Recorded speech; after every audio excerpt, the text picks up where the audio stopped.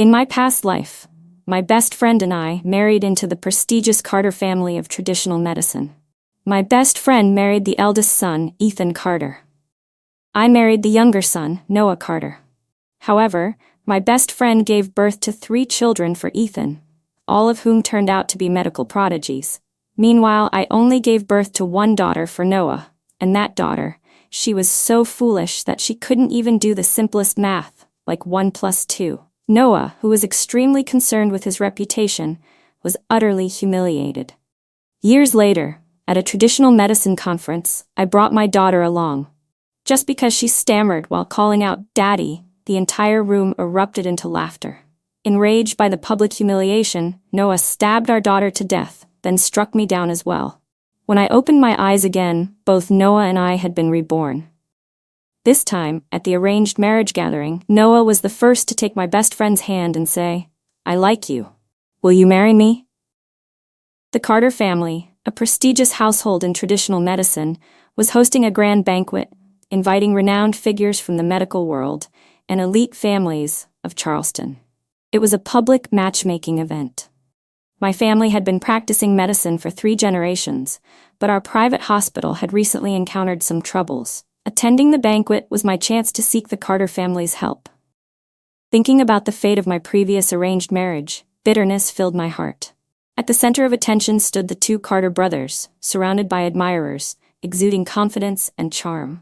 Nearby, 2 socialites whispered to each other, "That younger son, Noah Carter, has such a gentle aura. He seems like a real sweetheart. And the eldest, Ethan Carter, is so handsome. But he's kind of cold, isn't he? Not just kind of, he's downright icy. Haven't you heard how indifferent he is? They say his medical skills are unmatched, but if he doesn't like someone, he won't even lift a finger to help them.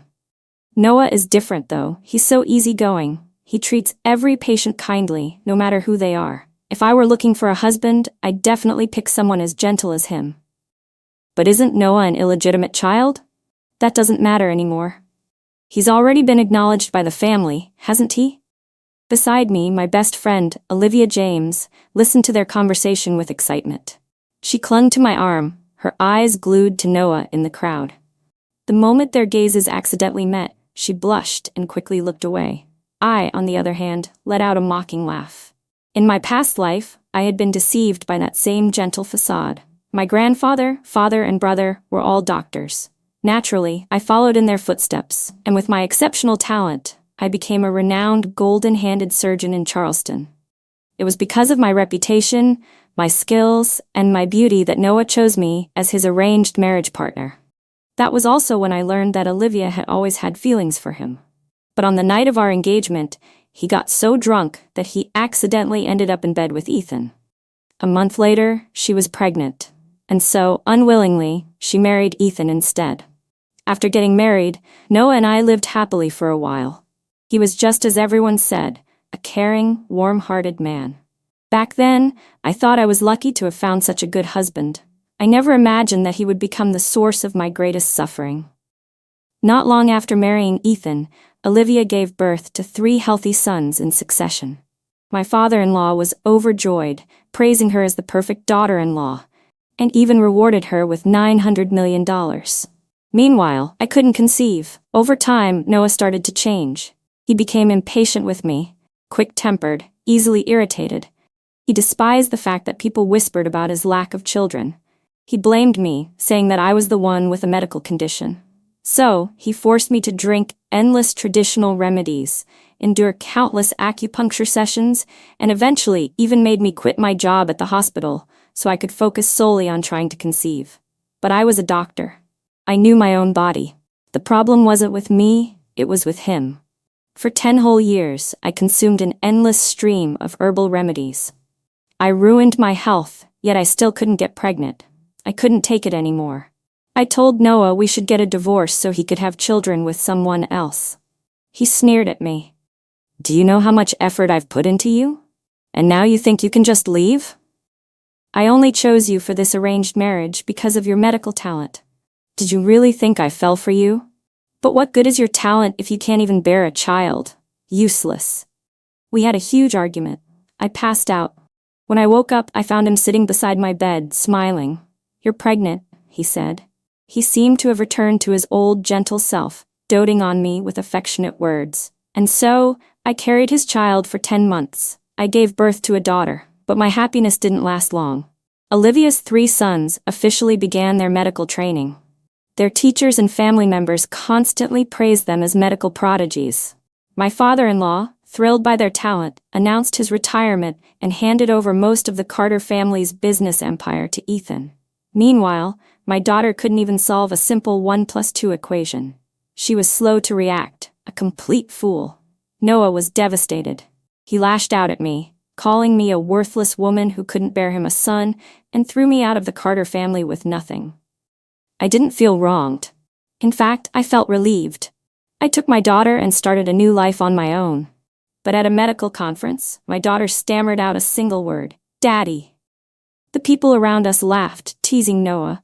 His face turned red with humiliation and he felt utterly disgraced. That very night, he stormed into my house and stabbed my daughter to death. "It's because of this idiot that I can't show my face anywhere," he screamed. "Die, die, die, die." I used every ounce of my strength to push him away, trying to carry my daughter to the hospital. But Noah had lost his mind completely. His face twisted with rage, and he attacked me from behind. As I lay dying, I held my daughter's tiny, lifeless body in my arms. My blood turned cold and my consciousness faded. I never thought I would be reborn. But I was. And not just that, I had returned to the very night of the banquet.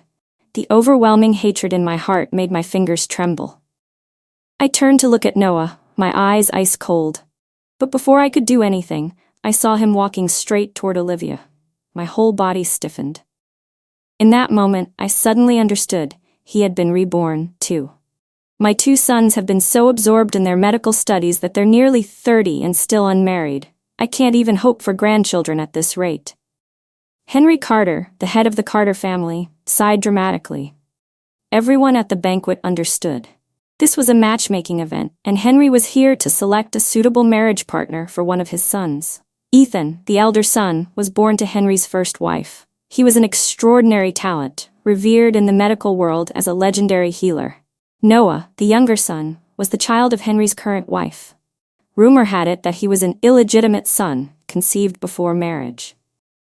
But he had a stellar reputation, widely regarded as a kind-hearted and easygoing man. In my past life, Noah had carefully investigated all the women attending this banquet before making his choice. He knew his medical skills would never surpass Ethan's, and he had been spoiled since childhood, never truly dedicating himself to his studies. So, to make up for his shortcomings, he had wanted to marry a brilliant woman, me. But this time, he didn't even glance in my direction. He walked straight up to Olivia. In front of everyone's shocked expressions, he took her hand and said, "I like you. Will you marry me?" The entire room fell silent. Some people whispered, "Who is she?" Olivia's family, the Jameses, had some wealth, but they weren't even on the guest list for tonight's event. She had begged me to bring her along, and I hadn't thought much of it at the time. After all, these arranged marriages were usually between families of equal status. At most, I thought she would just watch the excitement from the sidelines. Henry frowned and asked, "Are you sure about this?" Noah smiled and nodded. "I've liked Olivia for a long time. I'm using tonight as an opportunity to confess and propose to her." As he spoke, he gazed at Olivia with an affectionate expression. Overjoyed, Olivia didn't hesitate for even a second. "Yes, I'll marry you," she replied eagerly. At that moment, Noah glanced at me just for an instant. But in that fleeting look, I saw it all. Contempt, disdain, utter rejection. It was as if he was looking at a piece of trash. A chill ran down my spine. Memories of my past life's final moments, my fear, my hatred, came rushing back. I clenched my fists so tightly that my nails dug into my palms, the sharp pain grounding me. I was on the verge of losing control, of marching up to Noah and slapping him across the face, of ripping apart his carefully maintained facade. But just as I was about to explode, a warm hand suddenly wrapped around my ice-cold wrist. Startled, I looked up and met a pair of deep, dark eyes. The man before me wore a well-tailored suit, his presence commanding and distant. But at the corners of his lips there was the faintest hint of a smile. "Marry me," he said. Gasps rippled through the room. People exchanged glances, whispering to one another. Are both of the Carter brothers in love with the same woman? Everyone knew that my family's private hospital was in trouble. Whoever married me would have to solve those problems first, pouring resources into stabilizing my family's business.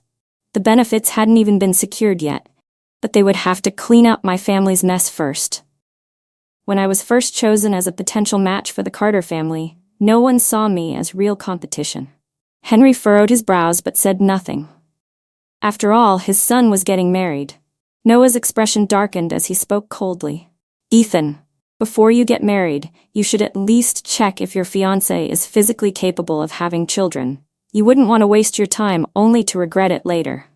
A wave of anger surged in my chest, about to explode. But before I could react, Ethan gently took my hand and responded in a calm, indifferent tone. Who I marry is none of your concern, Noah. You should worry about your own choice. Besides, I'm marrying her because I like her, not because of her ability to bear children. Noah's face froze. The implication in Ethan's words was clear. He was mocking Noah for choosing a wife purely for the sake of childbirth. Noah's mother quickly forced a smile, trying to smooth things over. Ethan, your brother is just looking out for you.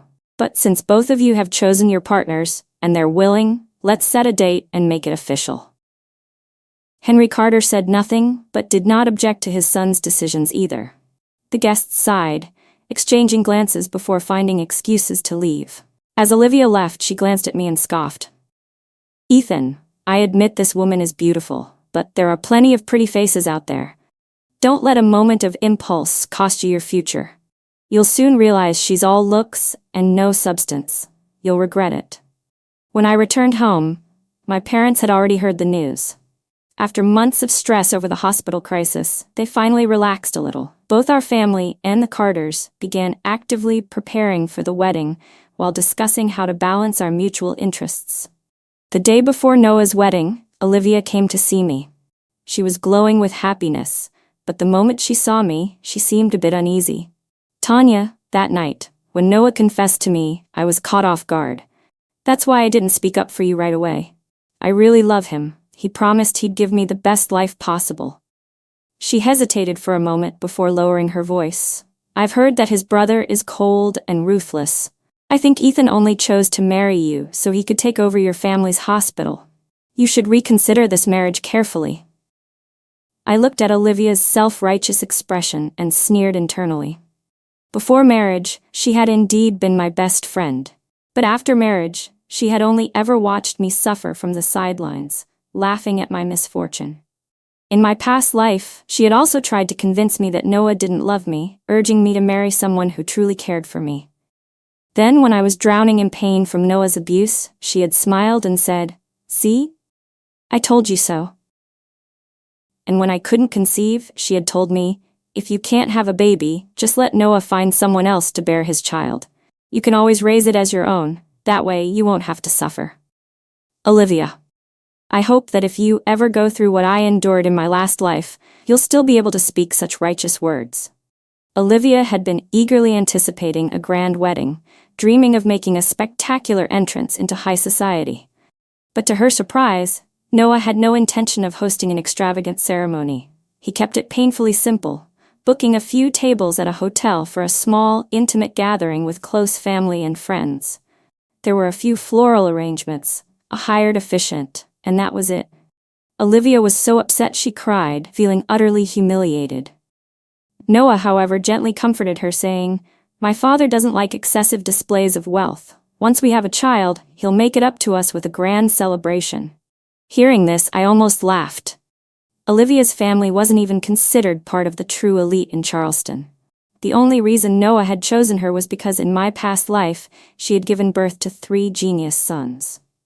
But Noah was vain. He had always felt insecure about marrying someone beneath his status, which was why he refused to host a lavish wedding.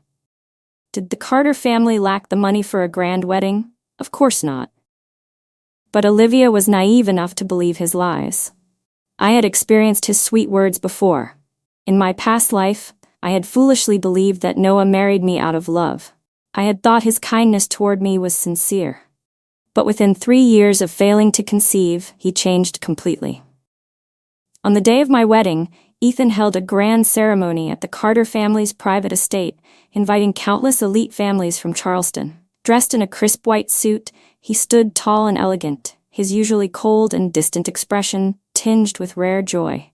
As the guests cheered, he wrapped an arm around my waist and lifted my veil, tilting his head to kiss me.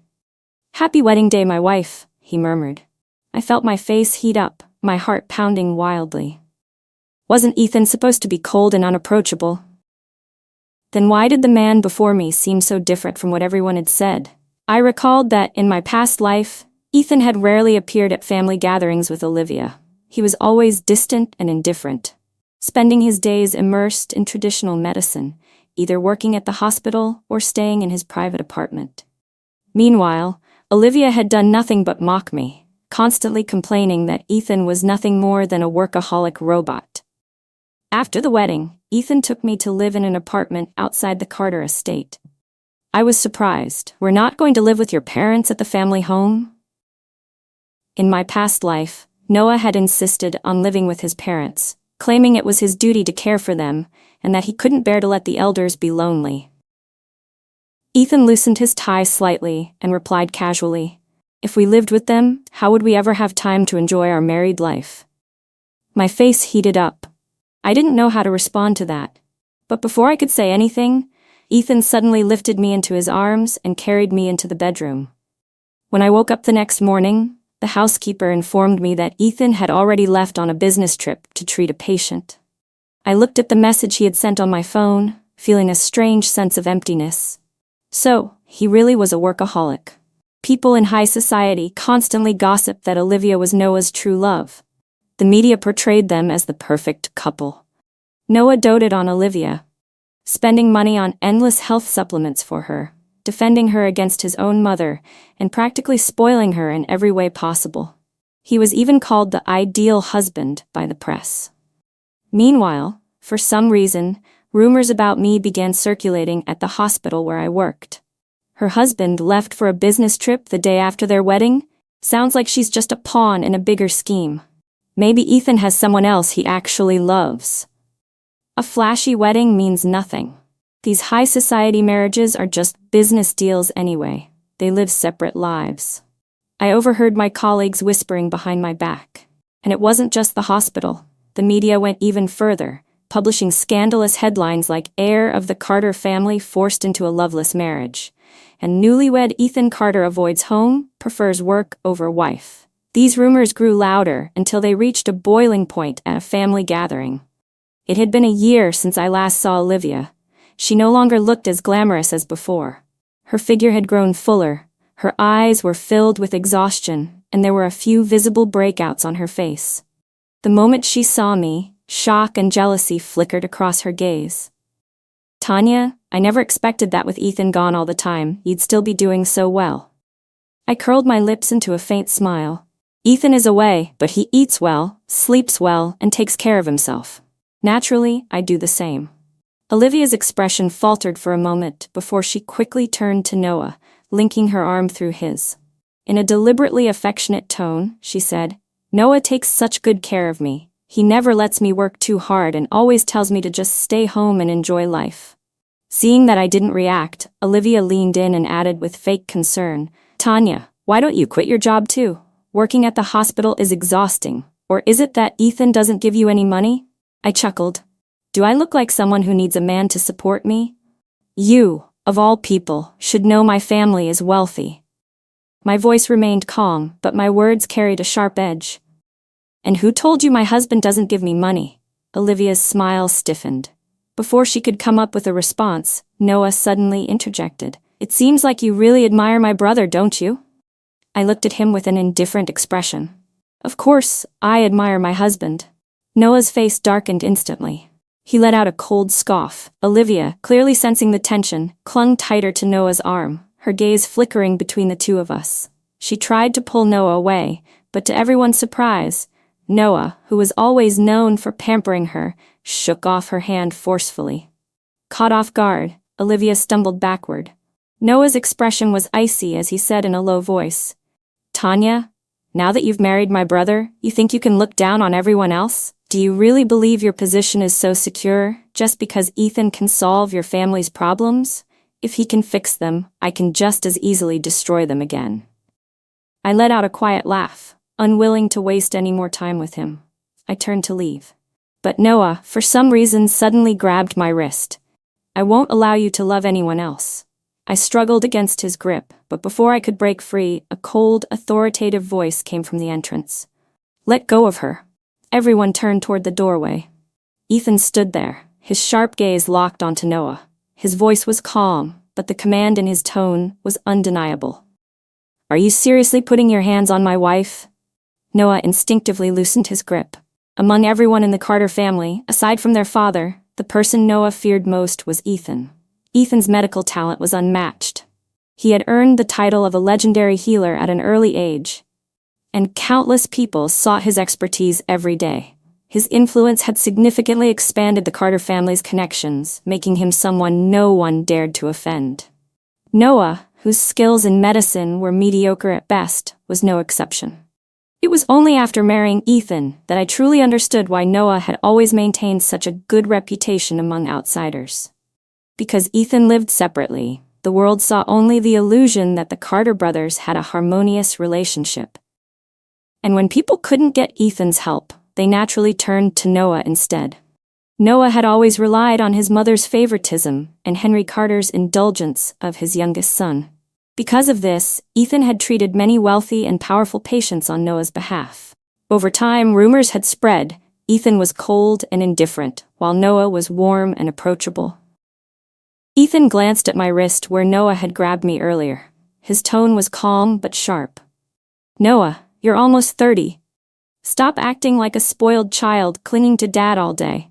Focus on improving your medical skills instead of embarrassing the Carter family. Noah's expression darkened instantly.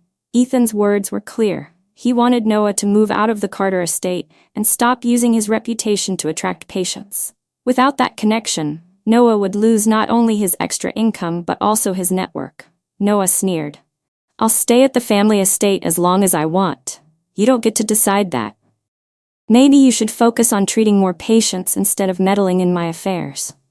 People are already saying you look down on others just because of your skills. I chuckled. Noah, your published research papers and patient cases aren't even a third of my husband's. What gives you the right to criticize him? If you're so capable, stop taking patients under his name and treat them yourself. Noah's face turned ashen. His jaw clenched tightly and his voice dripped with resentment. This has nothing to do with you. How dare you speak like this to your brother-in-law? Did you not hear my warning earlier? Ethan, clearly irritated, cut him off. I'll talk to Dad tonight. It's time for you to learn how to be independent. With that, he pulled me upstairs. Once we reached our room, Ethan personally examined my wrist, carefully applying ointment where Noah had grabbed me. He stared at my wrist for a while before speaking in a low voice. The patients I've been treating this past year. Noah was the one who accepted them. Their cases were rare, so I couldn't ignore them. But don't worry, I won't leave for such a long time again, and I won't let our family mistreat you. I couldn't help but laugh. People say you're cold and emotionless, but in reality, you're just a big softy. Ethan's lips curled into a rare smile. Then, without warning, he pulled me into his arms and kissed me deeply. Henry Carter eventually ordered Noah to move out of the estate. At the same time, someone leaked details about the incident at the banquet. Soon, the whole elite circle knew that the Carter brothers were not as close as they seemed. It also became public knowledge that Noah had been secretly using Ethan's reputation to attract wealthy patients. With his name tarnished, Noah lost a significant portion of his network and influence. After spending half a month in blissful newlywed life, Ethan and I finally returned to our normal work routines. One day, Olivia suddenly showed up at my door, crying. Tanya, do you like Noah? She demanded. You're already married. Why are you ruining his reputation just because he didn't choose you for the arranged marriage? How could you become so unreasonable? I looked at her in disbelief. Has Noah brainwashed her completely? In my past life, Olivia had always been preoccupied with raising her children. She had never been this obsessed with Noah before. I think you're just jealous because Noah truly loves me, she added, her tone full of self-righteous pity. Tanya, stop interfering. I know you can't have children, and that's why you're acting out. I let out a cold laugh. Wow, Olivia, you really think you're something, huh? Just because you can give birth? Listen, I don't care who Noah loves. The man I love is Ethan. So don't involve me in your mess. Since you're so convinced that your husband is the best, why don't you focus on your own marriage? My gaze swept over her, noticing how much weight she had gained. With a pointed smile, I added, "Oh, and if your body is fine, maybe you should stop taking all those supplements. Be careful not to overdo it and ruin your health." Olivia's face twisted in anger, her expression shifting from embarrassment to frustration. Unable to argue back, she stomped her foot and stormed off. The moment she left, I felt a pair of strong arms wrap around my waist from behind. A familiar warm breath tickled my ear. So, my wife truly loves me, huh? Ethan's deep, amused voice sent a shiver down my spine as he pressed against my back. I stiffened, feeling the heat radiating from his body. "You're heavy," I muttered. "Get off me." But instead of letting go, Ethan pulled me onto his lap, holding me tightly in his embrace. "Noah was spoiled by Dad and his mother," he murmured, resting his chin on my shoulder. "I gave him a small lesson the other day, but he still hasn't learned his place." He paused for a moment, then added, "By the way, do you have any health issues? Olivia was saying you can't have children." My body tensed. If I truly couldn't conceive, at least I wouldn't have to endure the pain of childbirth. But before I could respond, Ethan interrupted my thoughts. "I've already checked your pulse before. There's nothing wrong with your body." His tone was firm, but even if there were, if someone is sick, they should be treated. That's all there is to it. I could tell from Ethan's words that he was simply concerned about my health, nothing more, nothing less. A lump formed in my throat, and without thinking, I buried my head against his chest. After that day, Ethan noticed my growing interest in traditional medicine and began introducing me to various medical texts. We often discussed the differences between Eastern and Western medical techniques, sharing insights and debates. Our passion for medicine and our work deepened, and as time passed, my reputation as a surgeon only grew. More and more patients sought me out each month. At the same time, whether intentionally or not, Noah continued to send Ethan patients with rare and complex illnesses. As a result, Ethan's medical skills improved at an even faster rate than in our past life. His expertise in traditional medicine reached an extraordinary level, rivaling even the most senior practitioners with decades of experience. Henry Carter, in his subtle way, began hinting that he wanted Ethan to take over the family's business empire. This made Noah panic. Desperate to secure his own position, he forced Olivia to take countless herbal remedies, hoping she would soon conceive a genius son who could solidify his standing in the Carter family. Olivia suffered immensely, yet she clung to the belief that Noah truly loved her and that she had to give him a son. 5 years passed. Ethan and I continued to grow, both in our medical expertise and in our relationship. Our bond was as strong as ever. We often argued fiercely over medical differences, but outside of work, Ethan never ceased to surprise me with small gestures of love. "In medicine, we're rivals and colleagues," he once told me, "but in life, I am only your husband." He gave me the utmost respect, professional freedom, and love, so much so that outsiders envied me as the perfect wife with a perfect marriage. Perhaps my previous life had been so full of suffering that fate decided to give me a second chance. And this time, I decided I wanted a child with Ethan. Ethan wholeheartedly supported the idea. He took every test, followed every health regimen, and worked with me to ensure we were both in the best condition to conceive.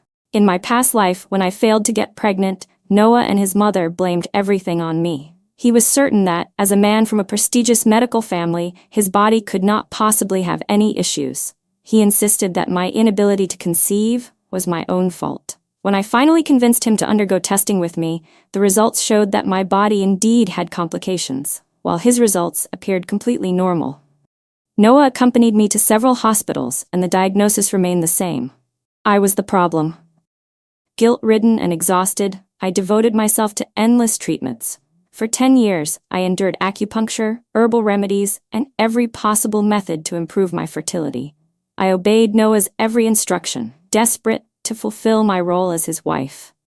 But when he finally cast me aside, forcing me and my daughter out of the Carter family with nothing, I accidentally discovered the truth.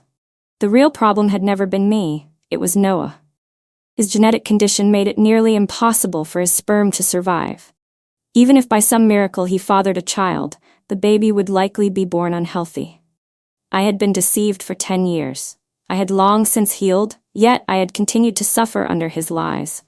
So let Noah believe Olivia was his lucky charm, capable of bearing him a genius child. I sneered. Let's see if that luck holds out. While Ethan and I prepared for pregnancy, Olivia's body was deteriorating. One day, she happened to see the results of one of my medical tests. To my surprise, instead of mocking me, she let out a relieved laugh. I knew it. Deep down, you still care whether you can have kids.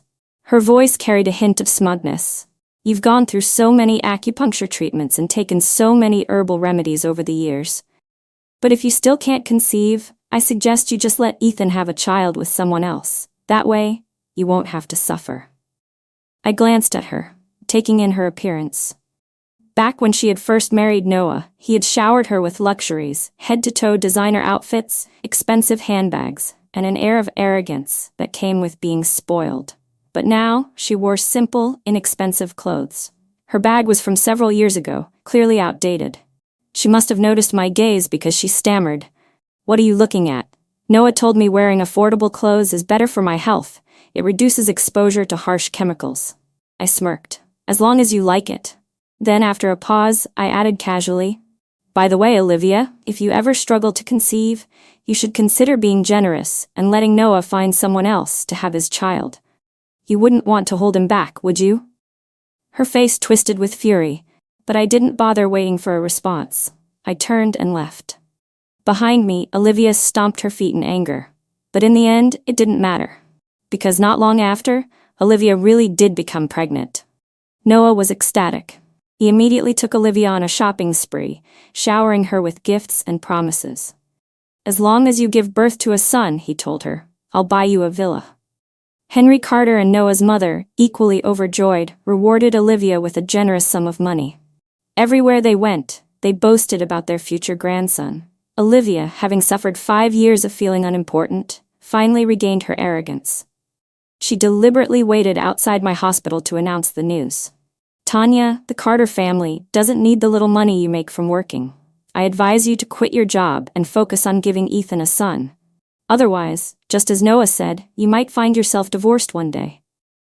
She rubbed her still flat stomach proudly, as if she had already secured her place in the family. I smiled. "Olivia, if your baby turns out to be less than what Noah expects, do you really think he won't divorce you?" Her expression froze. By now, she had spent enough years with Noah to know exactly what kind of man he was. She had seen how he treated me when I couldn't give him the son he wanted. And yet, she still clung to her delusions, for now. "You're just jealous," Olivia snapped. "Even if I have a daughter this time, I'll definitely give birth to a son next time. Unlike you, who don't even have the hope of having your own child." I smirked. "And what makes you so sure I don't?" "Noah said so, and I believe him," she retorted stubbornly. I let out a cold laugh. "You're really something, Olivia. Letting someone deceive you and still thanking them for it. Maybe when a person's self-interest is at stake, all rationality disappears. No matter how close we were before, once marriage brought conflicting interests into the mix, there was no way our friendship could have lasted." At that moment, Noah arrived in a hurry, immediately showering Olivia with gentle concern, his demeanor reminiscent of the doting husband he had once been in their early days of marriage. Olivia buried her face in his chest, sobbing as she accused me of jealousy. Noah turned to glare at me, his voice sharp. "Tanya, no matter how much you resent me, don't you dare try to hurt Olivia." He had noticed the changes in me over the years. It was as if he had begun to suspect that I, too, had been reborn. But I merely looked at him with indifference. "I don't care what happens to either of you, just stop showing up in my life." At that moment, Ethan arrived to pick me up from work. He took one glance at the tense atmosphere before pulling me into his arms, his voice cold as he addressed Olivia.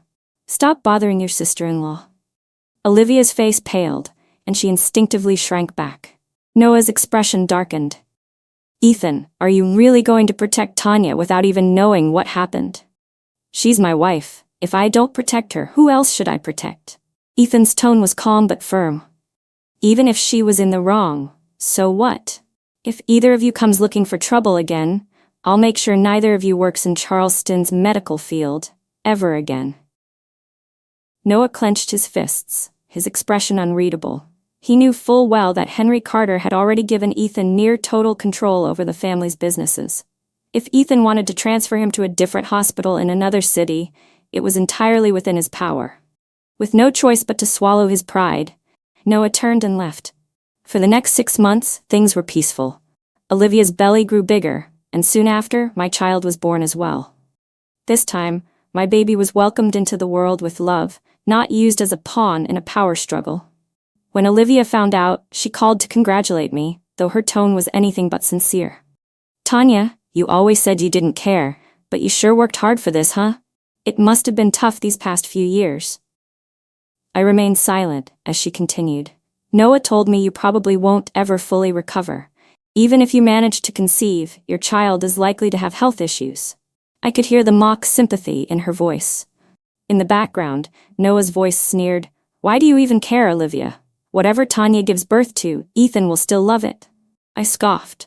"Noah, if you've been reborn, shouldn't you know exactly why some children are born unhealthy?"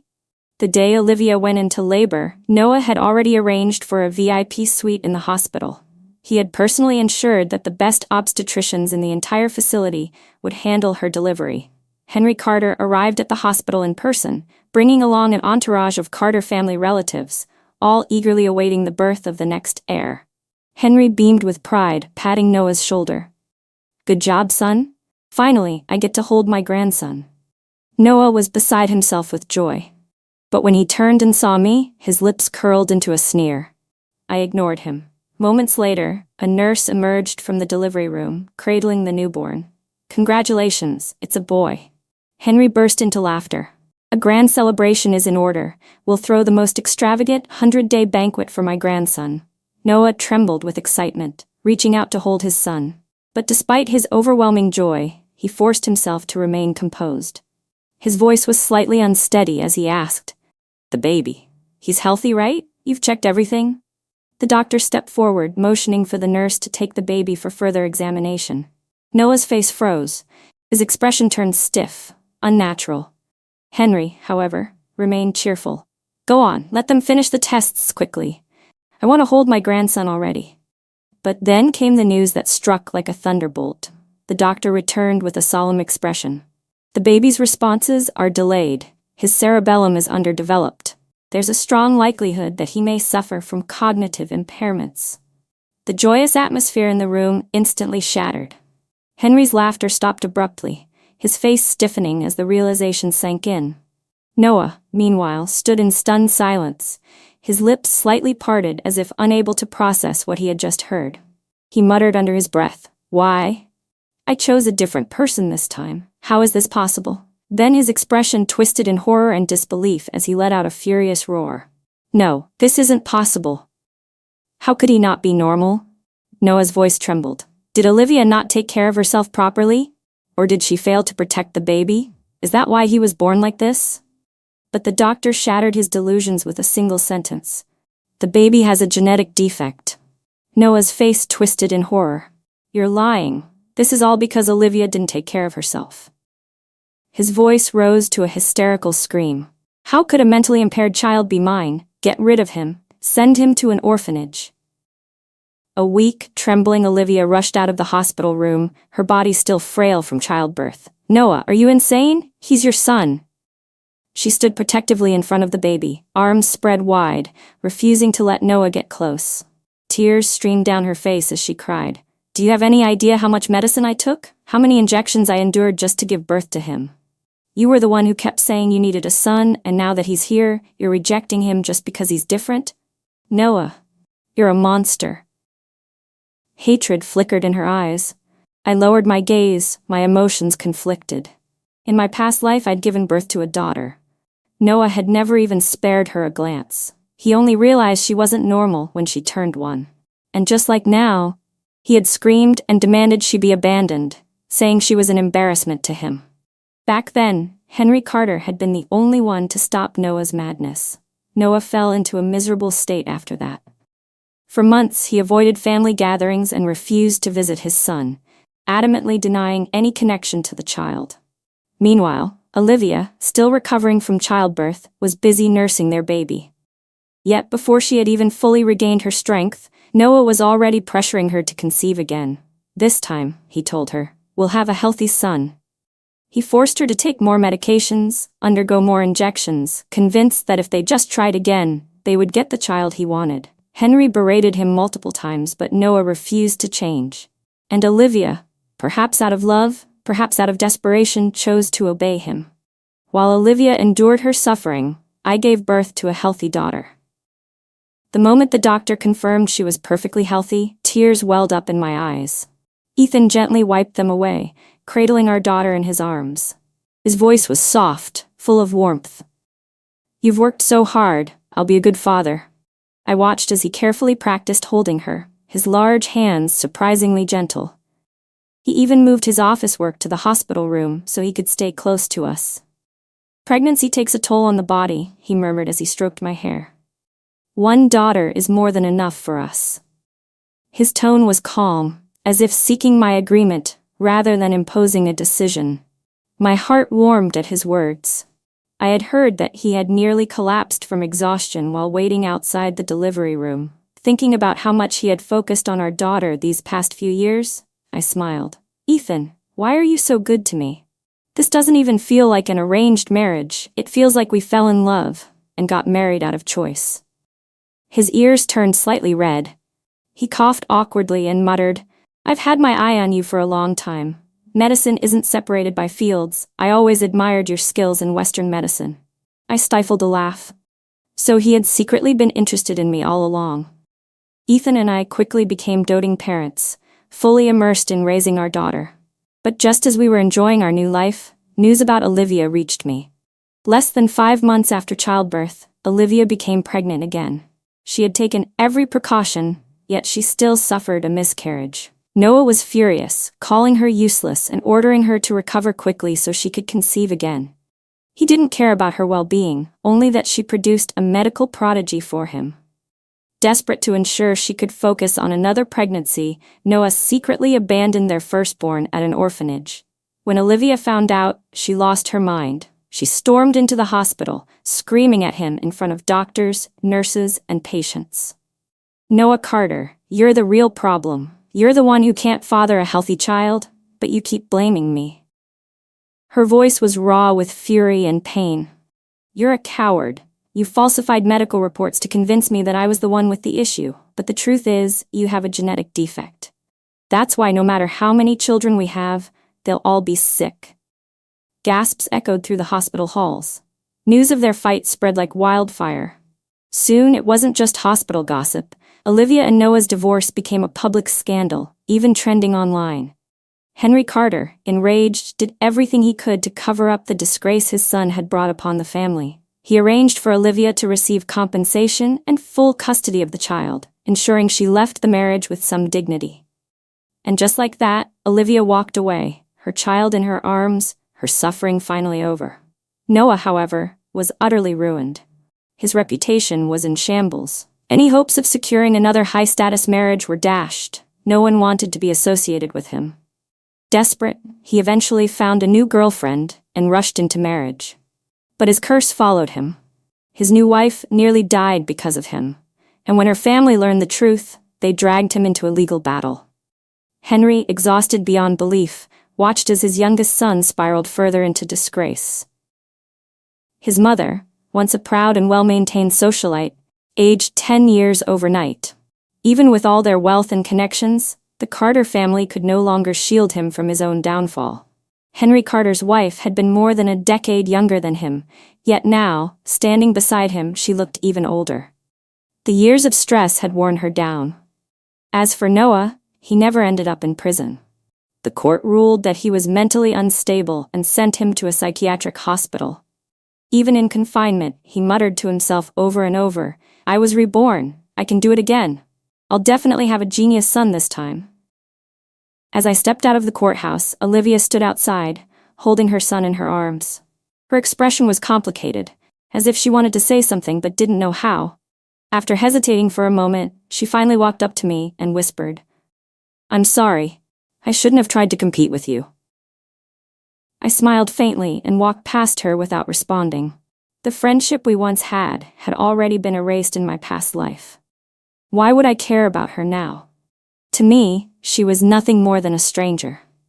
Years passed and my daughter gradually grew up. Her teachers and relatives constantly praised her as a medical prodigy. As her mother, I knew the truth.